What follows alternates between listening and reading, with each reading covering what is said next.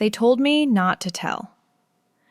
These 5 words, barely audible, made Mrs. Garcia's hands freeze mid-air. Before we dive into the story, tell us where you're watching from. She had trained for this, but hoped never to face it.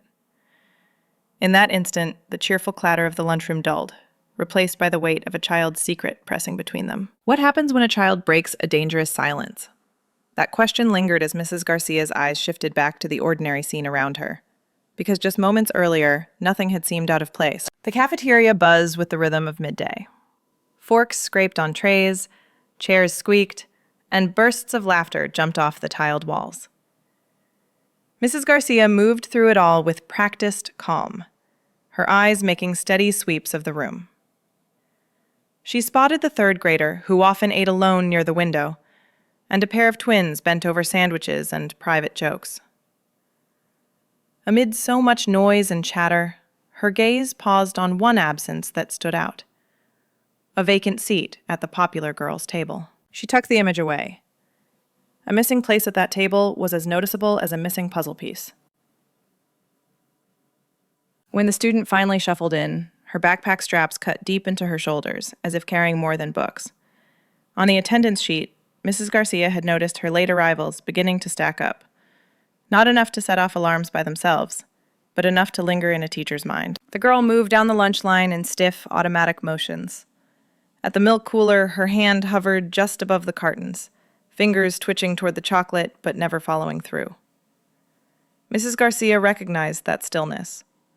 Not a simple pause, but the kind of hesitation she'd seen before, when a child wanted to step forward and couldn't yet find the courage. She shifted her clipboard, pretending to tidy papers, angling her body just enough to give the girl space. It was a trick she had picked up over years of teaching. Create an opening. No pressure, no command. The sneakers squeaked as the girl rocked from foot to foot, her gaze darting between the teacher and the doorway, like someone searching for a safe exit. Most children rush toward adults when the burden grows too heavy. This child seemed to walk against an unseen current. The hem of her shirt was twisted and wrinkled where nervous fingers had worried the fabric again and again. Across the room, laughter broke out at the trash cans. A walkie-talkie hissed. But Mrs. Garcia's focus had narrowed to a lip that quivered, to shoulders folding inward as if bracing for a blow. By the time the girl edged closer, Mrs. Garcia had already seen several small signs. Each on its own could be overlooked. Together, they unsettled her. And as the noise of the lunchroom swirled around them, the child began to move toward her like a shadow drifting slowly into the light. Most children came to a teacher in bursts. Questions called out, small dramas narrated in full voice. This time was different. The girl edged forward with careful steps, fingers working at the same worn strip of fabric on her shirt hem. It was steady, practiced, as if the motion alone could anchor her. Mrs. Garcia shifted her stance by a few degrees, papers rustling softly in her hands. It was a technique she'd absorbed during training. Angle the shoulders, leave a gap of open space, and let the choice belong to the child. Her eyes stayed down on the page, but her awareness was fixed on the girl drawing near. The cafeteria clamor let cover slip over them, loud enough to shield a whisper, not loud enough to lose it. Twice the girl veered away. She headed to the trash cans, then crouched near the fountain as if retying a shoe. Each time she pulled back, she returned a little closer. Mrs. Garcia didn't move, her stillness signaling patience. The gap between them narrowed until the child stopped by her side. No words came right away. The smell of grape juice lingered, sharp beneath the hum of lunchroom air. Mrs. Garcia let the silence hold, steadying her own breath. Then came a whisper, low and sticky. They said you'd get mad. The phrasing caught her. Not just fear, but words planted from elsewhere. Inside, a small alarm registered. This wasn't a thought formed freely. It was something rehearsed. Her fingers pressed tighter against the clipboard edge, but her face stayed calm. The balance mattered. Enough warmth to keep space open, no flourish that might send the child retreating. Around them, the room did not notice. A carton split on the floor with a muffled slap. Laughter spiked and faded near the windows. Life kept moving while, here, the scale shifted on a single sentence. Mrs. Garcia dipped her shoulders, easing lower to shrink the gap. Small motions, careful pace. She didn't want speed to startle. Still crouched halfway, she felt her knees tighten as she leaned closer, bracing to hear what else the girl might finally dare to say next. Mrs. Garcia eased lower until her eyes met the child's. Her knee ached, but she ignored it. The training had taught her this much. Never tower, never let a child feel cornered. Meet them where they are. The whisper began with 2 words. Last night. Then silence. The girl's shirt hem twisted tighter in her fingers. Finally, the words tumbled out. They locked my brother in the closet. The sentence shook the air between them like a snapped branch. Close by, a lunch aide shouted at students to stack trays, but the noise felt far away. Mrs. Garcia's pulse roared in her ears as the child added, haltingly, "Said he'd get us all in trouble if I told." A sharp scent rose with her breath. Gasoline. Sharp. Chemical. Not from a campfire or outdoors. The girl blinked, then whispered again. He poured it by the back door first. Her mandated reporter training pressed in. One question rang over and over. Was this immediate danger? As the list of risks formed in her mind, her hand brushed the school's emergency phone in her pocket. The rubber case felt slick under her thumb. The child gave more details. The lighter glinting on the kitchen counter. Adults laughing while the brother cried. The rehearsed lie she'd been instructed to say if someone asked about the smell.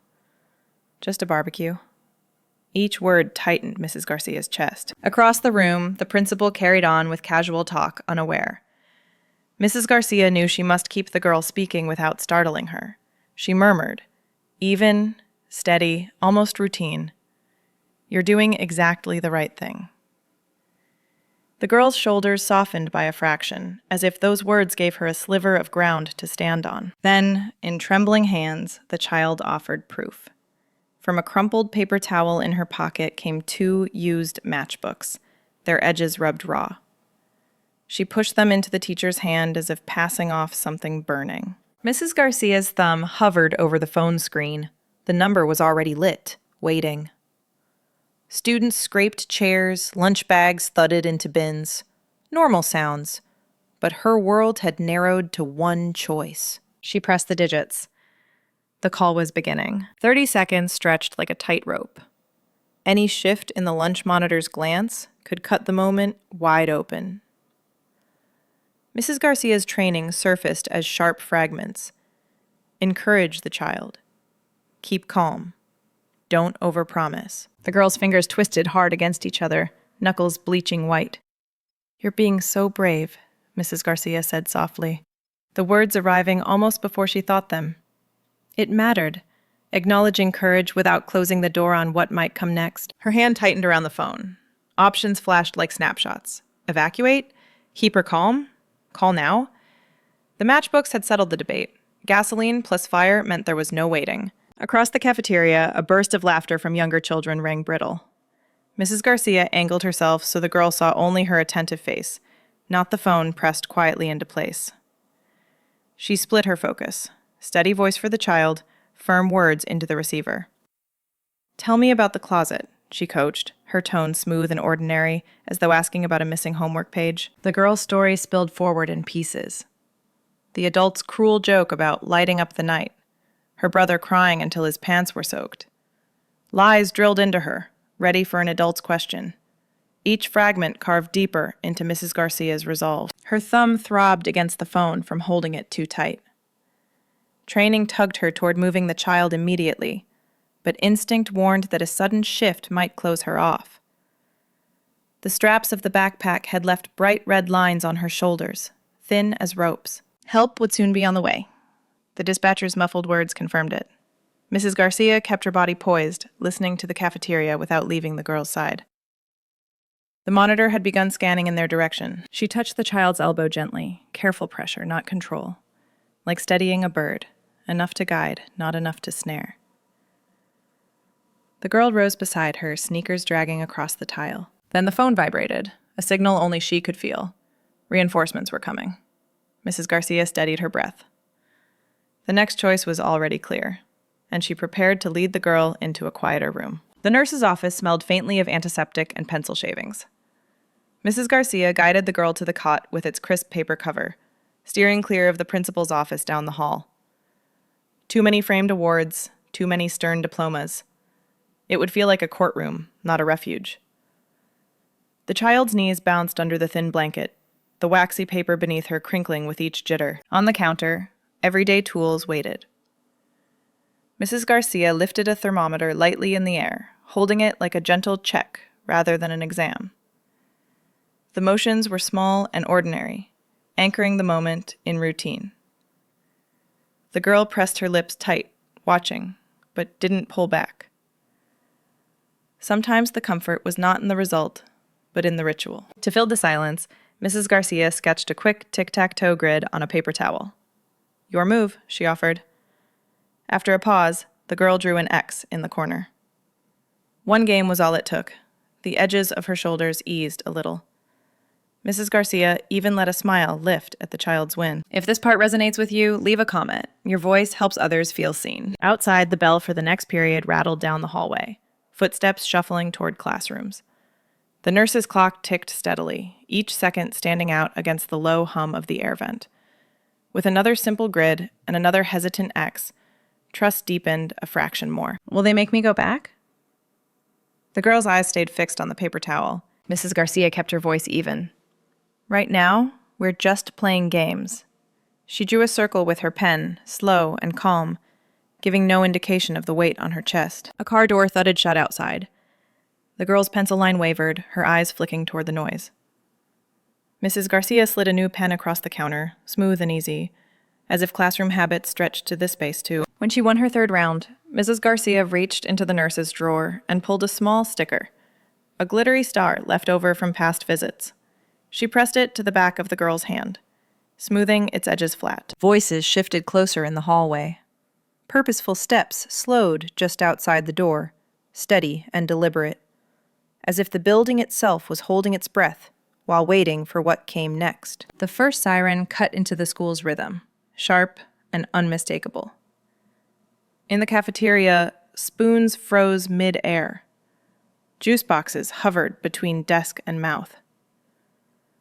The hush that followed moved unevenly through the room, thinning the chatter into fragments that slipped away. Over the PA, Principal Henderson's voice carried a practiced calm. "Just a little safety drill, everyone. Finish your lunches, please." The words were steady, almost routine, but her hurried footsteps in the hall hinted at something else, a truth the students felt before they understood. Teachers at their tables exchanged looks, smiles stretched too tight. By the windows, one kindergartner dropped her applesauce cup. The sound landed loud in the silence. At another table, two boys leaned together, whispering. Later, Mrs. Garcia would learn they had seen matchbooks tumble from the girl's backpack earlier that morning. The memory of it had them whispering now, one shaking his head while the other mimed striking a match. Mrs. Watkins, a veteran teacher with steady hands, rose from her chair. Her keys rattled as she turned the classroom lock, an ordinary sound that landed with unusual weight. Across the room, Mr. Ruiz set down his mug hard enough to slosh coffee over his lesson planner, the brown liquid pooling across next week's objectives. Through the service window, lunch staff paused, eyes fixed on the parking lot where a cruiser had pulled at an angle, red and blue lights flashing against the bike racks. The entire school seemed to breathe shorter, as if even the walls were listening. Children shifted in their seats, unsure where they should look. One kindergarten teacher began leading a quiet song, trying to stitch comfort into the edges of fear. Small voices rose, but their eyes still darted toward the lights outside. The ripple had spread. From one whisper to sirens, from a locked door to shaken teachers, the weight of truth now pressed on every corner of the building. And while the cafeteria waited in uneasy stillness, another door down the hall was beginning to open, the one that would change what came after. The girl was led quietly from the nurse's office, her hand guided by the social worker, who bent close, tucking a strand of hair behind her ear.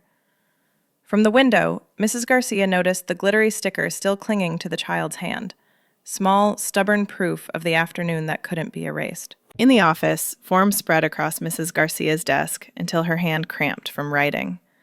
Page after page described what she'd seen and heard. The gasoline smell, the matchbooks, The faltering voice.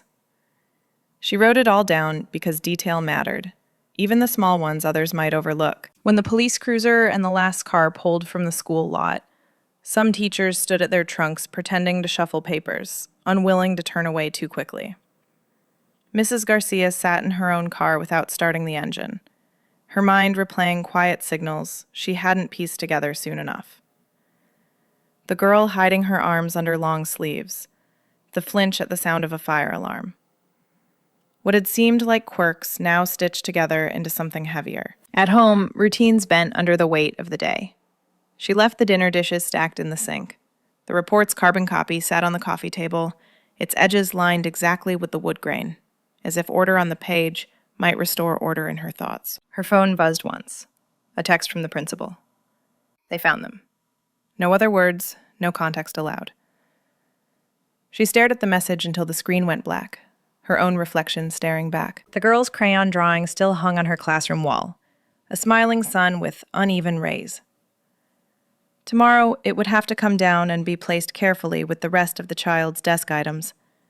The thought pressed against her chest harder than the paperwork. By dawn, coffee steamed bitter on the counter.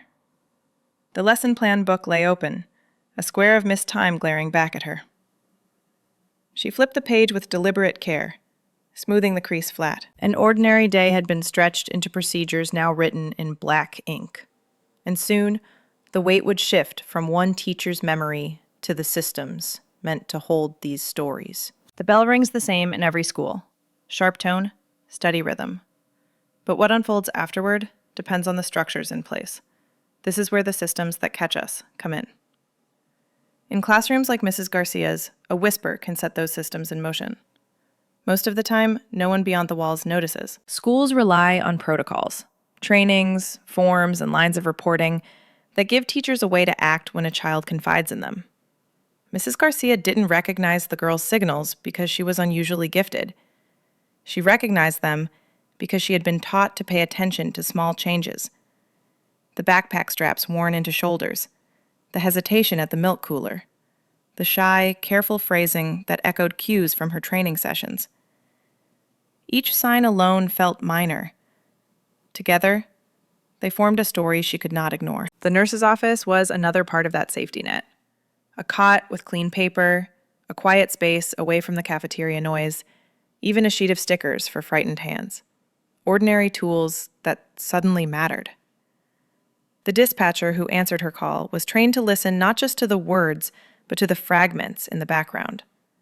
All of it stacked piece by piece into a chain that held steady under pressure. The real work was the routine work. Forms filed, trainings attended, details compared and passing between colleagues. Small, steady acts created the scaffolding around one afternoon in one school.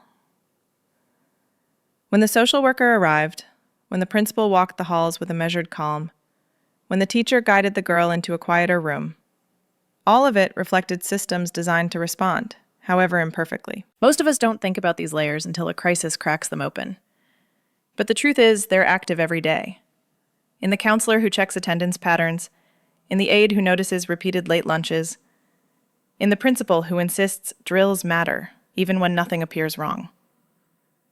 Together, those habits form a net more reliable than any single act of heroism. And so, when a child's whisper breaks through the ordinary, the response depends on the quiet routines already set in motion. Which is why, the very next day, Mrs. Garcia returned to her post in the lunchroom, clipboard in hand, listening more closely than ever. The bell's echo fades, and classrooms tilt back toward routine. But under that routine lives the truth of this story. Children trust adults in quiet, fragile moments. Most of the time, teachers don't hear how those stories end. They simply notice, act, and trust the next layer to carry it forward. If this resonated with you, tag a teacher who's made that difference. Their vigilance often happens in plain sight, between math worksheets and lunch counts, in the way they hear what others miss. Safety nets often start with a whisper and someone who listens. If you want more stories like this, subscribe so you don't miss the next one.